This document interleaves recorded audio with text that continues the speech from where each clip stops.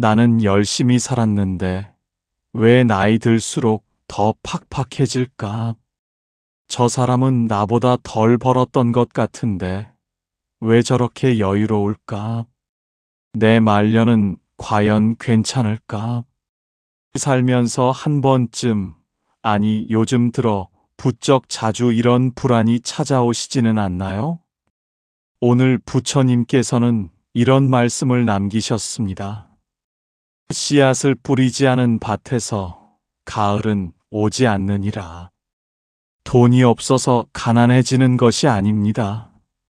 마음의 씨앗이 잘못 심겨 있기 때문입니다. 오늘 이 이야기를 끝까지 함께 하신다면 말년에 가난해지는 사람들이 공통적으로 가지고 있는 그 마음의 습관을 알게 되실 것입니다. 그리고 지금 이 순간부터 바꿀 수 있습니다. 끝까지 함께 해주세요. 살다 보면 이상하다는 생각이 드는 순간이 있습니다.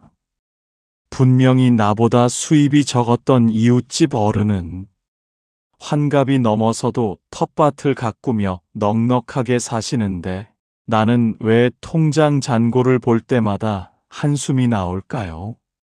분명히 같은 시절을 함께 살아온 친구인데 한 명은 노후가 든든하고 한 명은 자식에게 손 벌릴까봐 걱정입니다. 요즘 이런 이야기를 자주 듣습니다. 젊을 때 그렇게 벌었는데 다 어디 갔는지 모르겠어. 아이들 키우고 나니 남은 게 없어. 노후 준비를 해야 했는데 어떻게 이렇게 됐지? 이런 말 뒤에는 언제나 아쉬움과 후회가 따라옵니다. 그런데 부처님께서는 말씀하셨습니다. 가난은 하늘이 내리는 것이 아니라 마음이 불러들이는 것이니라. 말년의 가난은 갑자기 오지 않습니다. 오랫동안 마음속에 자리 잡은 어떤 습관이, 어떤 생각이, 어떤 태도가 쌓이고 쌓여서 결국 그 모습으로 드러나는 것입니다. 오늘 우리는 그 습관의 뿌리를 함께 들여다볼 것입니다. 조선의 한 작은 암자에서 스승과 제자가 나눈 이야기를 통해 여러분의 말년을 밝히는 지혜를 함께 나누겠습니다. 때는 조선 중기 소백산자락 아래 자그마한 암자에 해안선사라 불리는 노스님이 계셨습니다. 어느 가을날 오후 제자 도명이 낙엽을 쓸다 말고 빗자루를 든 채 스승 앞에 무릎을 꿇었습니다. 스승님, 저는 요즘 마음이 너무 무겁습니다. 해안선사는 말없이 제자를 바라보았습니다. 마을에 내려가 보면 젊을 때 그렇게 부지런히 살았던 분들이 나이 드셔서는 오히려 더 힘들게 사시는 것을 봅니다. 반면에 별것 없어 보였던 분이 말년에는 오히려 여유롭고 평안하게 사시더이다. 도명의 눈시울이 붉어졌습니다. 스승님, 솔직히 말씀드리면 저희 아버지도 그렇습니다. 평생 논밭에서 허리 한 번 못 펴고 일하셨는데 지금은 자식들에게 짐이 될까봐 끼니를 줄이신다 하셨습니다. 잠시 침묵이 흘렀습니다. 바람이 낙엽 하나를 천천히 굴렸습니다. 열심히 사셨는데 왜 이런 일이 생기는 걸까요? 무엇이 잘못된 걸까요? 스승님, 제발 가르쳐 주십시오. 저는 그 길을 걷고 싶지 않습니다. 도명은 고개를 숙인 채 눈물을 삼켰습니다. 해안선사는 그 눈물을 말리지 않았습니다. 그저 깊은 눈으로 제자를 바라보다가 천천히 입을 열었습니다. 도명아, 가을 들판을 보거라. 해안선사가 암자 넘어 황금빛 들판을 가리켰습니다. 저 벼들은 봄에 씨를 뿌리고 여름 내내 물을 댔으며 가을에야 비로소 고개를 숙이느니라. 그런데 어떤 농부는 봄에 씨만 뿌리고 여름 내내 물댈 생각은 않고 가을만 기다리느니라. 도명이 고개를 갸웃했습니다.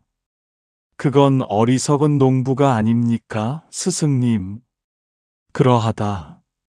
그런데 사람의 삶에서도 꼭 그런 일이 일어나느니라. 해안선사는 잠시 눈을 감았다가 다시 말을 이었습니다. 말년에 가난해지는 사람들의 첫 번째 공통점은 바로 이것이니라. 쓰는 것은 열심히 하되 쌓는 것은 미루느니라.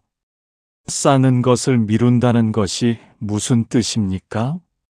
오늘 번 돈을 오늘 쓰고 내일 번 돈을 내일 쓰며 조금 더 생기면 그때 아끼자 생각하느니라. 그러나 그 조금 더는 평생 오지 않느니라. 도명의 눈빛이 흔들렸습니다. 사람들은 흔히 이렇게 말하느니라. 지금은 어려우니까 나중에, 아이들 다 크면 그때부터, 이번 한 번만 쓰고 다음부터.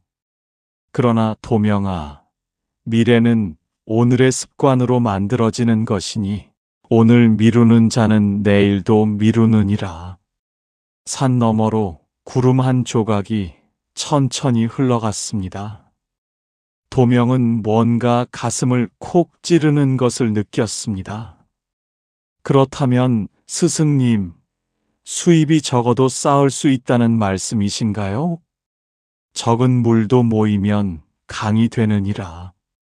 그러나 아무리 큰 강도 둑이 없으면 넘쳐 사라지느니라. 잠시 후 해안선사는 자리에서 일어나 암자 앞 우물가로 걸어갔습니다. 두레박으로 물을 길어 작은 항아리에 담으며 말했습니다. 도명아, 어떤 사람은 물을 기를 때마다 항아리에 먼저 채우느니라. 그리고 남은 것으로 씻고 마시느니라. 어떤 사람은 씻고 마시고 나서 남은 것을 항아리에 담으려 하느니라. 그 차이가 어디서 오는지 아느냐? 도명이 조심스럽게 대답했습니다. 먼저 채우는 사람과 나중에 채우려는 사람의 차이인가요? 바로 그러하느니라. 해안선사가 고개를 끄덕였습니다. 말년에 가난해지는 두 번째 공통점은 이것이니라. 아끼는 것을 가장 나중 일로 여기느니라. 스승은 천천히 다시 자리로 돌아왔습니다. 실천하는 방법은 어렵지 않으니라. 첫째, 무엇이든 들어오면 가장 먼저 열 중 하나는 따로 두어라. 둘째, 쓰고 싶은 것과 써야 하는 것을 구분하여라. 셋째, 한 달에 한 번은 내가 무엇에 돈을 썼는지 들여다보아라. 넷째, 오늘의 작은 절약이 내일의 큰 여유임을 매일 되새겨라. 도명이 손을 모아 합장했습니다. 스승님, 그런데 저는 아끼다 보면 왠지 인색한 사람이 되는 것 같아 불편합니다. 해안선사가 부드럽게 웃었습니다. 아끼는 것은 인색함이 아니니라. 내 미래의 나를 사랑하는 일이니라. 지금의 나만 챙기는 것이 오히려 제 몸을 해치는 것이니라. 작은 씨앗을 심지 않는 자가 가을에 빈손인 것은 하늘의 뜻이 아니라 제 손의 결과이니라. 도명의 가슴이 조용히 뜨거워졌습니다. 해가 서쪽으로 기울기 시작했습니다. 해안선사는 마른 나뭇가지 하나를 집어들었습니다. 도명아, 그러나 아끼는 것만이 전부가 아니니라. 말년에 가난해지는 사람들에게는 또 다른 공통점이 있느니라. 도명이 눈을 크게 떴습니다. 세 번째는 이것이니라. 보이는 것에는 아낌없이 쓰고 보이지 않는 것에는 한 푼도 쓰지 않으려 하느니라. 보이는 것과 보이지 않는 것이라 하심은 어떤 사람은 남들 앞에 드러나는 것, 옷이며 잔치며 선물이며 체면이며 이런 것에는 형편에 넘치게 쓰느니라. 그러나 자기 자신을 갈고 닦는 것, 몸을 돌보는 것, 마음을 다스리는 것, 작은 기술 하나 익히는 것, 이런 것에는 쓸 것이 없다 하느니라. 도명이 조용히 고개를 끄덕였습니다. 흔히들 이런 착각을 하느니라. 첫째, 나중에 여유 생기면 그때 건강 챙기자. 둘째, 배움은 젊을 때나 하는 것이다.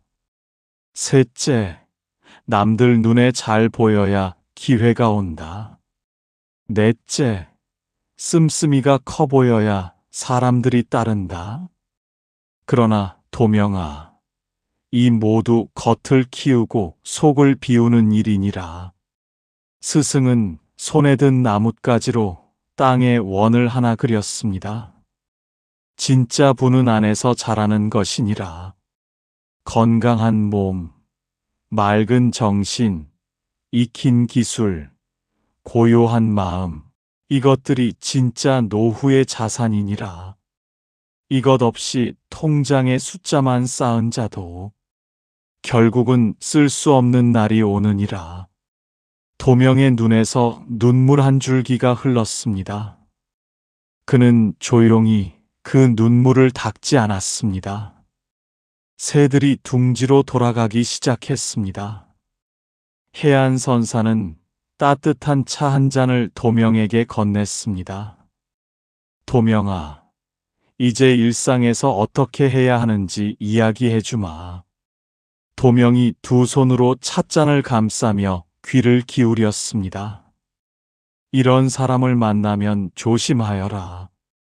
늘 큰 소리로 자신의 씀씀이를 자랑하는 사람, 남의 좋은 것을 보면 반드시 그보다 더 가져야 직성이 풀리는 사람, 오늘 즐기는 것보다 더 나은 방법이 없다고 말하는 사람, 이런 이와 함께 있다 보면 자신도 모르게 그 흐름에 휩쓸리느니라. 도명이 조심스럽게 물었습니다. 그렇다면 그런 사람을 어떻게 대해야 합니까? 멀리 할 수 없다면 흔들리지 말아야 하느니라. 이런 일이 생기면 이렇게 생각하여라. 첫째, 저 사람의 삶은 저 사람의 것이고 내 삶은 내 것이니라. 둘째, 남과 비교하는 순간 내 평화는 사라지느니라. 셋째, 오늘 한 번의 결정이 10년 후를 만드느니라. 넷째, 내가 부끄럽지 않은 선택이 가장 현명한 선택이니라. 해안선사는 찻잔을 내려놓으며 말을 이었습니다. 실제 사례를 들어주마. 어느 마을에 형제가 살았느니라. 형은 잔치마다 빠지지 않고 사람들 앞에서 가장 큰 몫을 냈느니라. 동생은 조용히 자기 것을 챙기고 남는 것은 쌓았느니라. 30년이 흐른 뒤 형은 빈손이었고 동생은 여유로웠느니라. 형이 물었느니라. 너는 어떻게 그리 됐느냐? 동생이 말했느니라. 나는 그냥 오늘을 작게 살았을 뿐이야. 작게 사는 것이 작은 삶이 아니니라. 작게 쓰고 크게 쌓는 것이 진짜 큰 삶이니라. 도명은 두 눈을 꼭 감고 그 말을 가슴에 새겼습니다. 어둠이 산자락을 타고 내려오기 시작했습니다. 해안선사는 작은 등잔에 불을 밝혔습니다. 그 불빛이 도명의 얼굴을 조용히 비추었습니다. 도명아, 이제 가장 깊은 이야기를 해주마. 도명은 숨을 죽였습니다. 말년에 가난해지는 사람들의 가장 깊은 공통점은 바로 이것이니라. 자신이 얼마나 가졌는지 모르고 자신이 얼마나 잃어가는지도 모르느니라. 그것이 무슨 뜻이옵니까, 스승님? 들어보거라. 어떤 사람은 지금 이 순간에도 충분히 가졌느니라. 건강한 두 손, 생각할 수 있는 마음, 하루하루 먹고 살 수 있는 것. 그러나 이것을 당연하게 여기는 순간 감사는 사라지고 불만이 그 자리를 채우느니라. 불만이 자리를 잡으면 있는 것을 지키지 않고 없는 것을 얻으려 무리하고 결국 있는 것마저 잃게 되느니라. 도명의 눈에서 눈물이 흘러내렸습니다. 스승님, 아버지가 그러셨습니다. 늘 부족하다 하시고 늘 남들과 비교하시고 더 가져야 한다 하시며 무리하시다가 결국 몸도 잃고 돈도 잃으셨습니다. 해안선사는 말없이 도명의 손을 잡았습니다. 그러하느니라. 그것이 가장 오래되고 가장 많은 이들이 걷는 길이니라. 그러나 도명아, 지금 이 순간 내가 그것을 알았다면 이미 그 길에서 벗어난 것이니라. 감사하는 자는 있는 것을 지키고 지키는 자는 쌓게 되고 쌓는 자는 나누게 되고 나누는 자는 더 풍요로워지느니라. 이것이 하늘이 정한 이치이니라. 도명이 깊이 고개를 숙였습니다. 이제야 알겠습니다, 스승님. 가난은 통장에서 오는 것이 아니라 마음에서 오는 것이었군요. 등잔불이 바람에 흔들리다 다시 고요히 빛났습니다. 해안선사는 도명에게 마지막 차 한 잔을 따라주었습니다. 도명아, 이제 매일 실천할 수 있는 것들을 알려주마. 거창하지 않아도 되느니라. 작은 것이면 충분하느니라. 도명은 두 손을 가지런히 모으고 스승의 말씀을 들었습니다. 아침에 눈을 뜨면 이렇게 하여라. 오늘 하루도 숨 쉴 수 있음에, 두 발로 일어설 수 있음에 먼저 감사하여라. 그 마음이 하루를 바꾸느니라.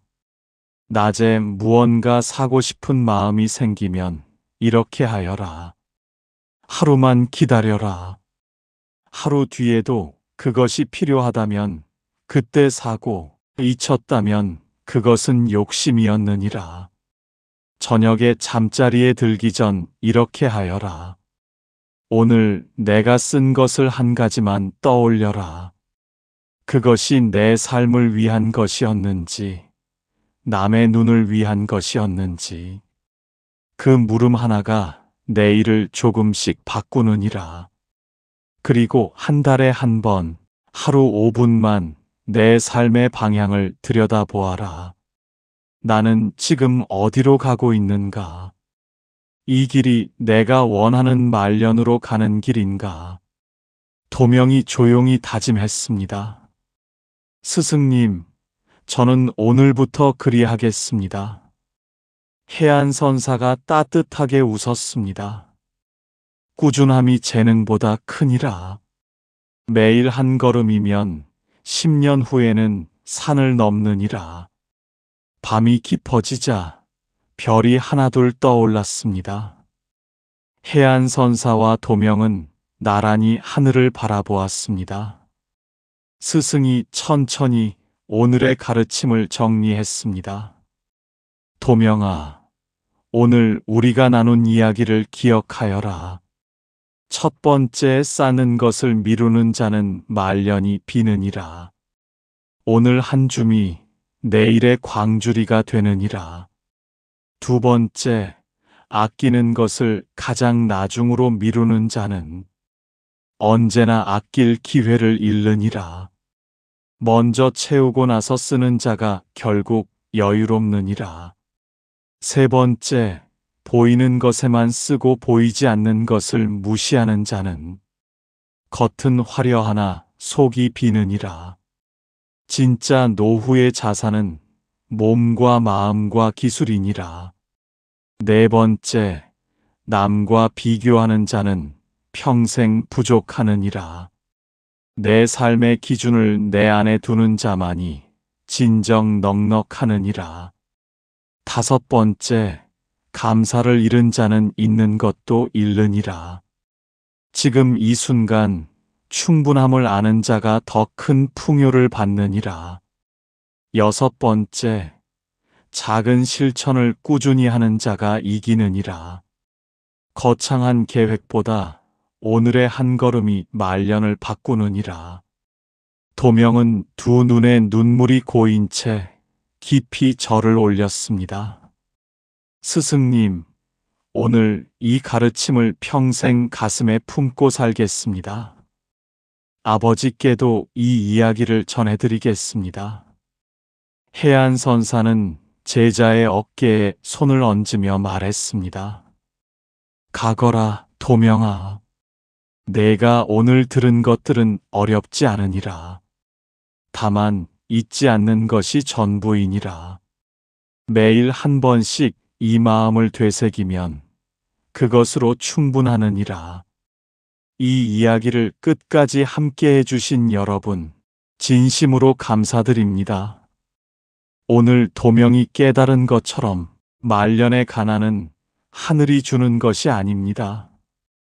오랫동안 마음속에 자리 잡은 작은 습관들이 만들어가는 것입니다. 지금 이 순간 여러분이 이것을 알았다면 이미 바꿀 수 있는 자리에 서 계신 것입니다. 오늘의 이 이야기가 여러분의 삶에 작은 등불이 되길 바랍니다. 당신의 말년에 고요한 평안과 밝은 복이 가득하시길 두 손 모아 빕니다.